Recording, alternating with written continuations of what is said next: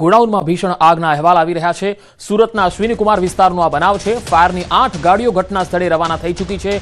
આગ લાગતા વિસ્તારમાં અફરાતફરીનો માહોલ જોવા મળ્યો। તસવીરો તમે જોઈ શકો છો। 5 કિલોમીટર દૂર સુધી ધુમાડાના ગોટે ગોટા જોવા મળ્યા। આગ ધીરે ધીરે ફેલાતી જઈ રહી હતી અને તેના કારણે જ 8 જેટલા ફાયર ફાઇટરની ટીમોને અહીંયા આવવું પડ્યું હતું। મોટી સંખ્યામાં લોકોના ટોળા પણ એકત્ર થઈ ગયા હતા। જો કે આગ કયા કારણોસર લાગી તે સામે નથી આવી શક્યું। બે અલગ અલગ તસવીરોમાં તમે જોઈ શકો છો। પાણીનો મારો ચલાવવામાં આવી રહ્યો છે।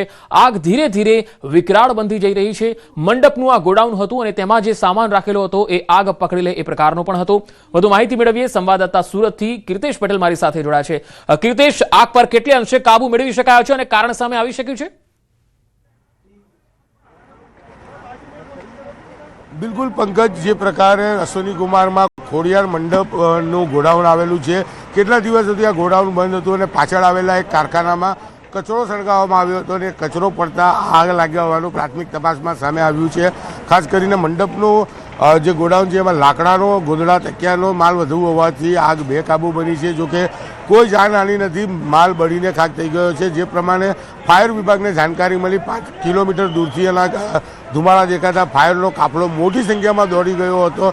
4 ફાયર સ્ટેશનની 8 જેટલી ગાડીઓ ઘટના સ્થળે પહોંચી છે। અલગ અલગ 5 અધિકારીઓ પહોંચ્યા છે। ફાયરનો મોટો કાફલો પાણીનો મારો કરી રહ્યા છે। નીચેથી 3 જગ્યાએ અને બિલ્ડિંગમાં 2 જગ્યાએથી પાણી મારવામાં આવી રહ્યું છે, પણ આગ બુઝવાનું નામ નથી લઈ રહી। સતત આગ લાગેલી છે।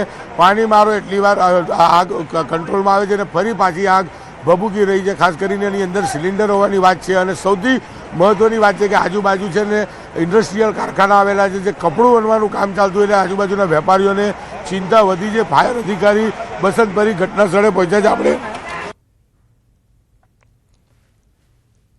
જી કીર્તેશ, આભાર સમગ્ર માહિતી આપવા માટે। તો હાલ આગ બુઝાવવાની કામગીરી લગાતાર ચાલી રહી છે। આગ ધીરે ધીરે વિકરાળ બની હતી અને હાલ ફાયરની 8 ટીમો આગ બુઝાવી રહી છે।